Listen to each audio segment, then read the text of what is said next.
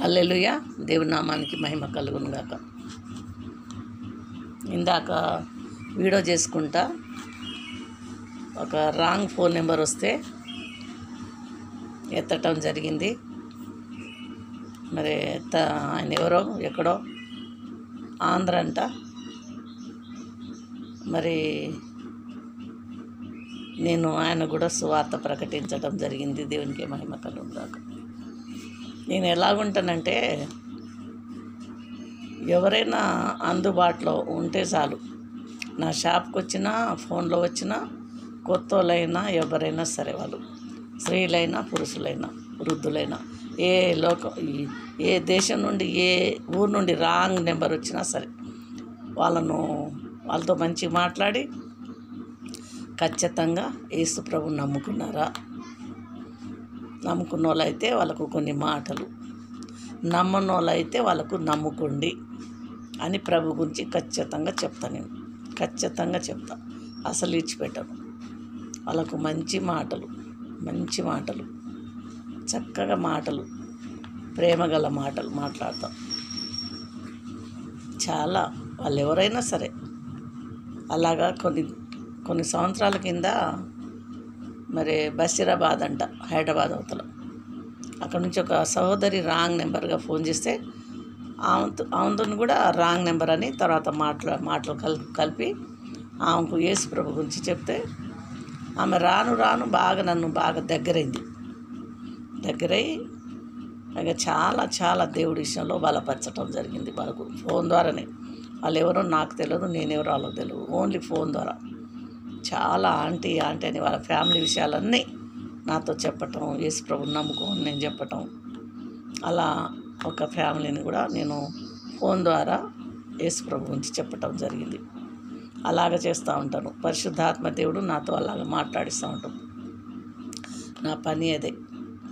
మరి ఇంకేం పని ఉంది నాకు?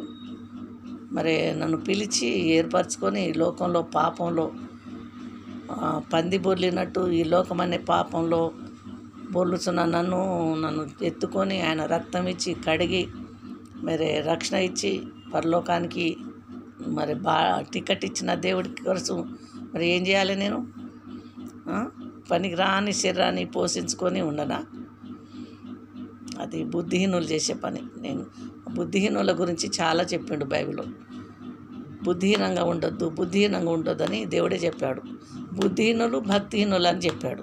అలాగ ఉండటం నాకు ఇష్టం లేదండి అని ఎవరిని నేను అట్లా అనట్లేదు. మరి యేసుప్రభు నమ్ముకున్న వాళ్ళు కూడా కొంచెం యేసుప్రభు పని చేయండి, సువార్త ప్రకటించండి. టైం ఎందుకు వేస్ట్ చేసుకుంటారు? ఇంతలో కనబడి అంతలో మాయమైపోయే శరీరాల కోసం ఎందుకు? ఈ భూలోకాన్ని ఇచ్చిపెట్టి పోయేదే కదా. మనది ఇక్కడ కాదు కదా, మనది పరలోకం కదా.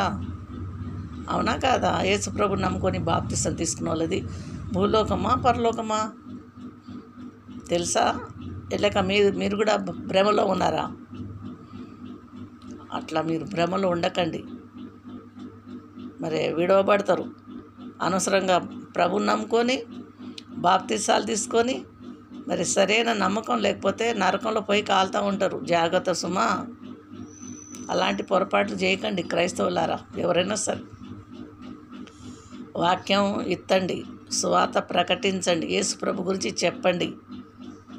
చెప్పకుంటే వాళ్ళకి ఎట్లా తెలుస్తుంది? వాళ్ళ ఆత్మలను ఎలా రక్షిస్తారు మీరు?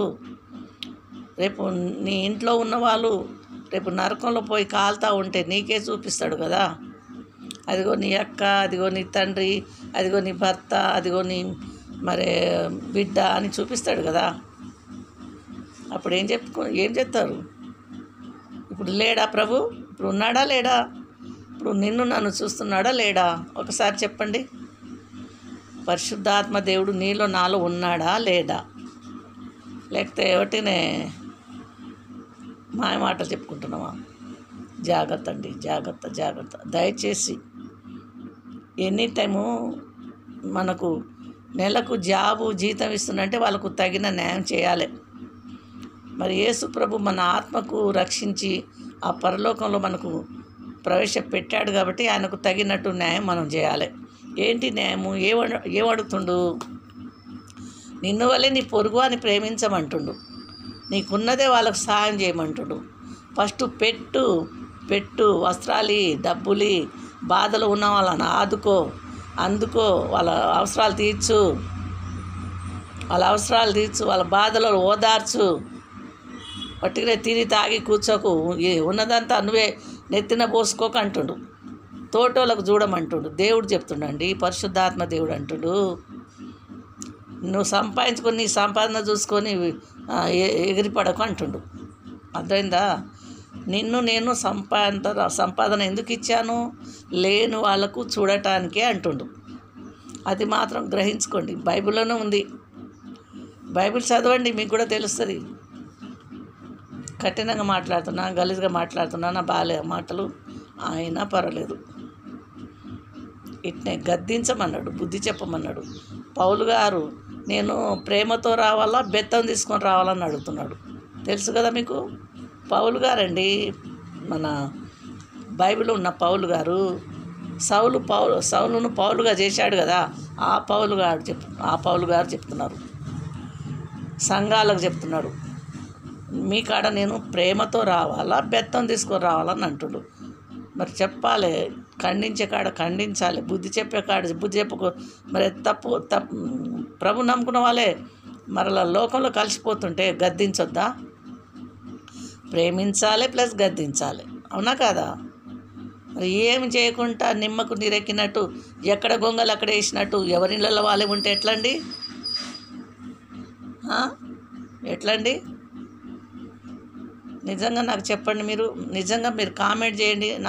నేను మాట్లాడే మాటలు ఏమైనా తప్పు ఉంటే కామెంట్లో పెట్టరాదరి. ఎవరు కామెంట్ చేయట్లేరేంది? విత్తనం వేసినప్పుడు భూమిలో పోవాలి, అది చావాలి. అది చస్తేనే కొత్త మొలకు వస్తుంది. కొత్త మొలకు వచ్చి ఎన్నో కాయలు కాస్తుంది. అలాగనే ప్రభు నమ్ముకున్న మనము సువార్త విషయంలో చచ్చిపోవాలి. చచ్చిపోతేనే ఇంకొకరిని బతికిస్తాం అన్నమాట. నేను చావను, నాకు తిట్లొద్దు, నాకు శ్రమ వద్దు, నాకేం వద్దు, నేను హాయిగా తిని తాగి పడుకుంటా మంచిగా కాలక్షేపం చేస్తున్నా అంటే కుదరదు. అది ఎక్కడ అక్కడ రానియాడు, గేట్ తీయన్నాడు. మీరెవరో నేను ఎరగను అంటాడట. అక్రమం చేయి వారులారా నా యొద్ద నుండి పొమ్మంటాడట. వాక్యం చెప్తుంది. మత్తయి సువార్త 25వ అధ్యాయంలో 10 మంది కన్యకలు ఉన్నారుగా, 5 మందికి తీసుకుపోయారు, 5 మందిని విడిచిపెట్టారు. ఈ 5 మంది తలుపు కొట్టిరట. అయ్యా అయ్యా అయ్యా మాకు కూడా తలుపు అంటే మీరెవరో నేను ఎరగను అని తలుపేసేసిండు. అలా ఉండకండి. ఇక్కడ బాగానే సువార్త ప్రకటించటం బాగానే కాదు, ఇక్కడ కాదు, బయట ఉన్న వాళ్ళకి పోయి చెప్పండి. తిన్నోళ్ళకి ఏం పెడతారు మీరు? తినని వాళ్ళు చాలామంది ఉన్నారు, వాళ్ళకి పెట్టండి. ఆత్మీయ ఆహారం పెట్టండి, వాక్యమనే ఆహారం పెట్టండి. దేవునికి మహిమ కలుగును గాక.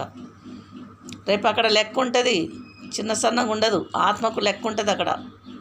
కాబట్టి జాగ్రత్త క్రైస్తవులు జాగ్రత్త. యేసుప్రభు నమ్ముకున్న వాళ్ళు జాగ్రత్త. దేవునికి మహిమ కలుగును గాక. జాగ్రత్తగా ఉండండి. ఒళ్ళు చూసుకొని, అందం చూసుకొని, ఇల్లు చూసుకొని, స్థలాలు చూసుకొని, పొలాలు చూసుకొని మొరవకండి.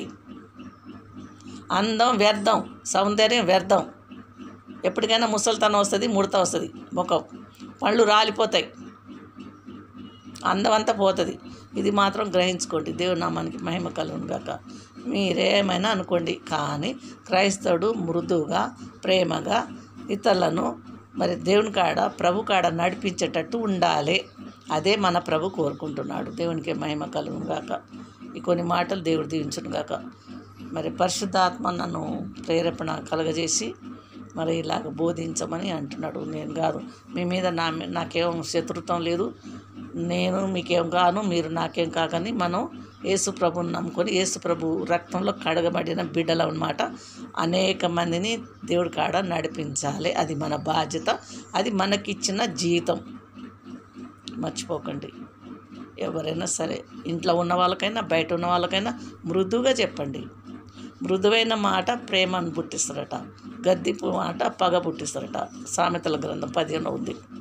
కాబట్టి ప్రియ క్రైస్తవులందరికీ ఇంకొక మారు మీ అందరికీ నేను తెలియజేసేది ఏంటంటే, సువార్త ప్రకటించండి. యేసు ప్రభు గురించి అందరికీ చెప్పండి. చంపేస్తే చచ్చిపోదాం, ఎప్పుడైనా చచ్చిపోదాం. ఆయన కోసం చచ్చిపోవటం ఇంకా బెటర్. హతసాక్షులు అవుతాం. ఎప్పటికైనా చావాలి కదా. ఆ చచ్చేదేదో ఆయన కోసం చచ్చిపోతే బాగుంటుంది కదా. దేవుని నామానికి మహిమ కలుగునుగా. స్టెఫెన్ అట్లే చచ్చిపోయాడు కదా రాళ్ళతో కొడితే. మరి అందరూ క్రైస్తవులందరూ హతసాక్షులు అయ్యారు, శిష్యులందరూ హతసాక్షులు అయ్యారు కదా, మనకు తెలుసు కదా.